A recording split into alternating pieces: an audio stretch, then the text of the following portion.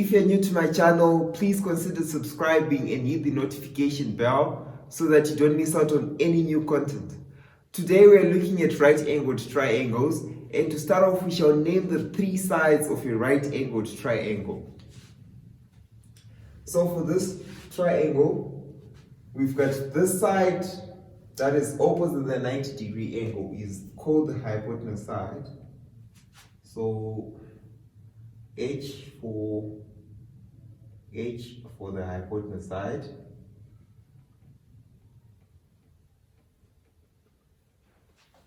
Right? And then this side that is opposite the 45-degree angle is what we call the opposite side. So we denote by the letter O, opposite side. And then this side on which these two angles are sitting on, in other words, the base of this triangle is called the adjacent side.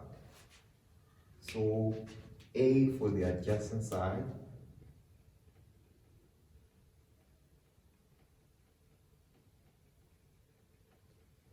Okay, so these are the three sides of a right-angled triangle and their names as well.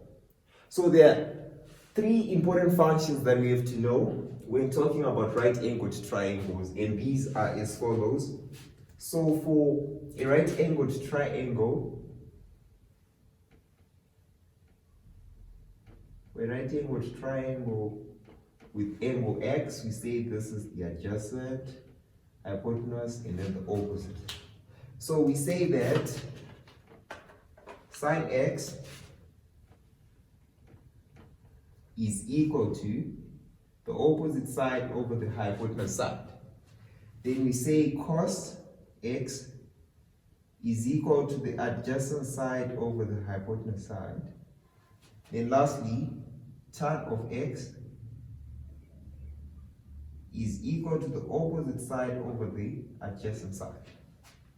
So these are the three basic ratios that we have to know for right-angled triangles. And in short, you can say, let me write this in green. So we can say,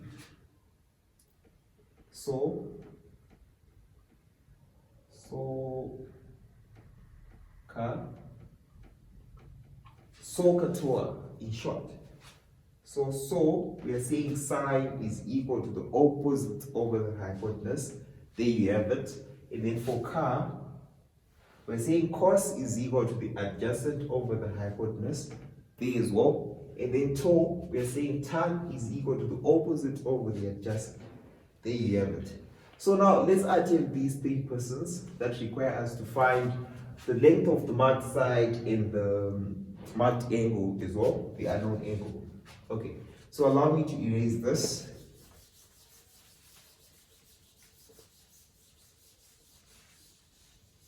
Okay, I think this will be okay for the working space. So for the first one, A, if we start off by labeling the sides, for triangle A, we are saying that this side opposite the 90 degrees is the hypotenuse. Then this side opposite the 27 degree is the opposite. Then this side on which the two angles are sitting on is the adjacent. So now what do we have and what do we want? We've got the hypotenuse side and we want to find the opposite side. Hypotenuse opposite, we use sine. So we are saying sine of what angle? 27 degrees is equal to the opposite side, which is A, over the hypotenuse side, which is 10. Such that to get A, we multiply both sides by 10. That 10 and that 10 cancel. And then we've got A being equal to 10 sine of 27 degrees, which simplifies to 10 sine of 27 will give us 4.54. So 4.54 is the value or the length of the side marked A. Okay, so this was for the first part. Now let's go to part B. Allow me to erase this. With part B, what's to be seen? With part B, we see that we need to find the length of the sides x, y, and then z. But now question is, from the three triangles, which side are we going to calculate first? With this triangle, we don't know z, we don't know x, so we can't calculate any side. For this triangle, we don't know z, we don't know y, so we can't calculate any side.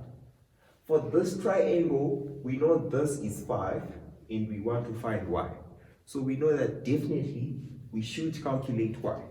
So now to start off by leveling the sides, we are saying that the side opposite the 90 degrees, the hypotenuse, for this triangle, and then the side opposite the 30 degrees, the opposite side, then the side on which the two angles are sitting on is the adjacent side.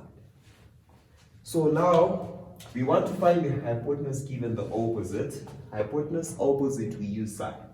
So we are saying sine of what angle? 30 degrees is equal to the opposite side, which is 5, over the hypotenuse side, which is y that we want. Then now to find y, we know that we can cross multiply, such that y would be equal to 5 over sine 30. Then if you punch that in the calculator, get 5 times 2, which simplifies to 10. So the value of y there is equal to 10. So y is equal to 10. Right. And then now we can then move on to this triangle. Why? Because we know that this side opposite the 90 degrees, the hypotenuse, and then this side on which the two angles are sitting on is the adjacent, but we don't worry about that. Now this side opposite the 40 degree angle is the opposite side. So what else do we know? We know that we want to find the opposite given the hypotenuse. Opposite hypotenuse, we use sine as well. So sine of what angle? 40 degrees is equal to the opposite side, which is z, over the hypotenuse side, which we just calculated to be 10. To find z, we are multiplying both sides by 10, and then z is equal to 10 sine of 40, 10 sine of 40 degrees, which simplifies to 10 sine of 40 degrees. We get 6.43.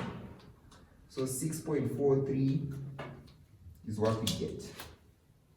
6.43. 6.43 is the value of z.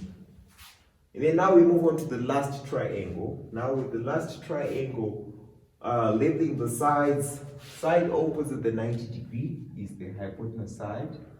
Then side on which the two angles are sitting on, definitely the adjacent side.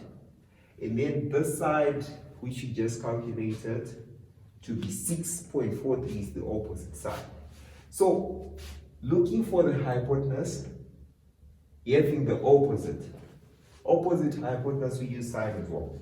So we are saying sine of what angle? 25 degrees should be equal to the opposite side, c, which we calculated to be 6.43, over the hypotenuse side, which we want x, like that. So now to calculate this x, we can simply cross multiply, and we say x is equal to 6.43 over sine of 25. Then we can simply punch that in the calculator. So 6.43 divided by sine of 25. We get 15.2. So the value of x will be 15.2. That's the length of x. So this was for part B. Then now moving on to part C, allow me to erase this. And maybe that is well. Yeah. Okay. So now for part C, we're saying that we've got labeling the sides of this right angle triangle. Opposite the 90 degrees, the hypotenuse. Then opposite the angle T is the opposite. Then this becomes the adjacent. So now we've got the adjacent and the opposite. In what ratio is that?